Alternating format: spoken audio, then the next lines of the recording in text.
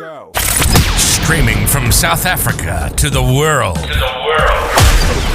This is the Stonks Go Moon podcast. What just happened?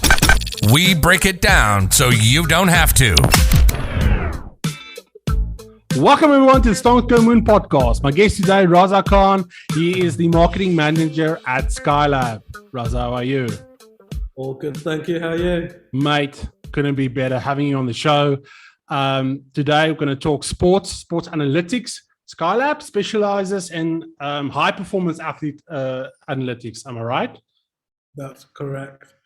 What is the trend that you guys are seeing? Like, because these days data is everything, and like how you like repurpose that. I mean, I look at the NFL and I look at the EPL, and these guys are sitting with touchpads on, next to the field, and they're like working out all these data inputs and getting stuff in the ears. Like, what are the trends and how important are analytics?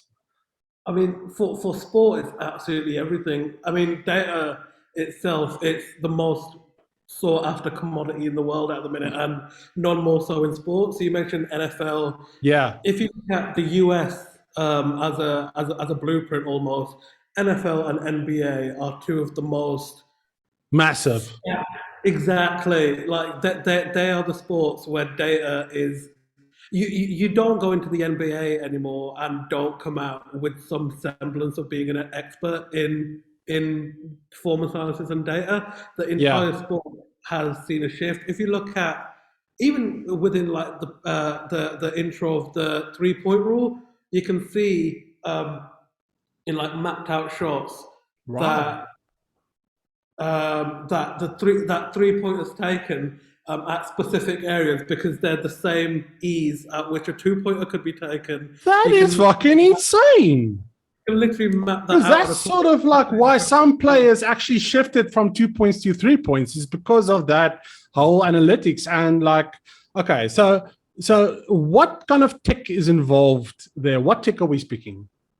So from a Skylab perspective, we do use tech, but very much our forte is analysis and tagging. So for example, if you look at tennis, if you look at British tennis in particular, British tennis has been absolutely transformed by tagging panels, there's so much data which is going into tennis, and you can really see that in the LTA in British tennis. Probabilities, right? It's like calculating probabilities. If this happens, then this happens, is this, and then you can basically take decisions from there. That's amazing. I'm assuming you guys not doing any work for Manchester United at the moment, because they could really fucking use it. No, at the minute we have got a Premier League client at the minute. Can't tell you now, but it's not. Cool.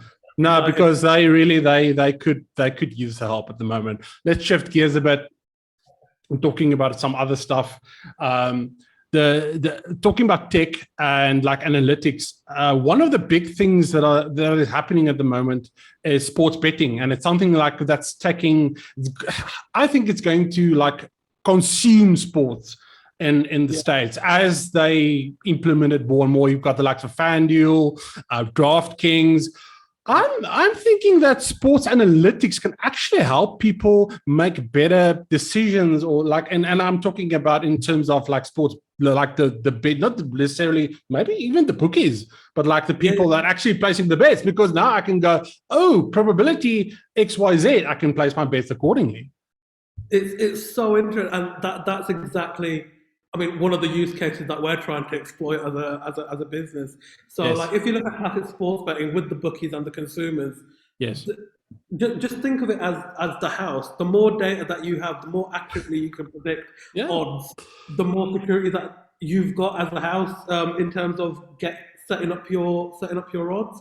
But the question is very much in terms of consumers, because without them, you've got no business. And what you've got to focus on is how are the consumers going to be interacting with your FanDuels, your DraftKings, your Sky Bets, etc. Yeah. So as an example, one of our analysts, very intelligent man, Nick Lade, he built a predictive model for one of our clients, which is a league in the UK. Yeah. And the more data that he put in from the league into his predictive model, it became scarily accurate. So as a consumer, what you're going to do then is if you identify that the odds and the data is getting more accurate later on in the league, what am I going to do? I'm going to make my bigger bets up front at the beginning of the season because I know that it's not got that not got all that data fed into it. Yeah, because they move the line the further the season goes and it changes. Exactly. So now you're going to just front load all your bets. Raza, we need to talk offline about this. I can see a venture in our near future. Listen, I spoke to Buster Scher recently, and he's like massively into the NFT space, especially with Hoops Nation and stuff like that. We've had offline conversations in terms of how NFTs can actually sort of predict or determine who OGs are going to be. How would that actually work? So it's really interesting in that NFTs it can give you a sense of ownership, and this has been attempted in the sports world, and it was mired in scandal and fraud. So have you heard of the football index? No. Enlighten me. So football index was essentially, it was like a stock market where you sounds fun. You have my undivided attention. Can I short Manchester United because I make a fuck ton of money? And like you essentially buy into ownership of a player. It was all bullshit. Okay, like the markets anyways. As the player does better in their like spell or the league or whatever, yes. Your value increases. Yeah. That was all bollocks. It was underpinned by absolutely nothing. Yes. But what NFTs bring is it gives you an actual substance to it. So that speaks to like that buzzword, the utilization, right?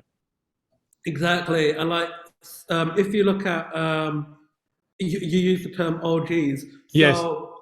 You've got OGs in sports. So like you've got the Pelés, the Messi, the Ronaldo. Yes. In tennis, you've got Federer and Nadal, etc. Yes. But you also have players who are OGs in a very specific vacuum of time. Okay. So, for example, if you look at Jesse Lingard's season at West Ham last year, if you look at Emma Raducanu, who had an absolutely amazing US Open spell, if you've got an NFT which showcases those very specific moments in time, yes, they're going to be much, much more valuable than one which is an entire career OG span where nothing of note really happened outside of this very specific period of time. Interesting. And those can be owned by the players themselves. They can be owned by their fans.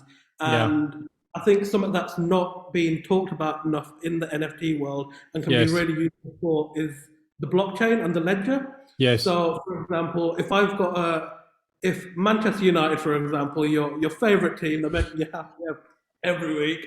If you've got Manchester Ronaldo, Manchester United issue starting 11 NFTs. Ronaldo owns his own NFT. Yes. And then after a year, he can then sell that to someone. That's going to be worth much more because on the blockchain it says owned by Cristiano Ronaldo. Yes. And the value is going to be, one, with all the data that's in it, and two, the fact that he owned it, that the value of that NFT is going to be astronomical. That is absolutely fascinating. Raza, before I let you go, where can the listeners connect with you if they want to find out more, and where can they learn more about like what Skylab does?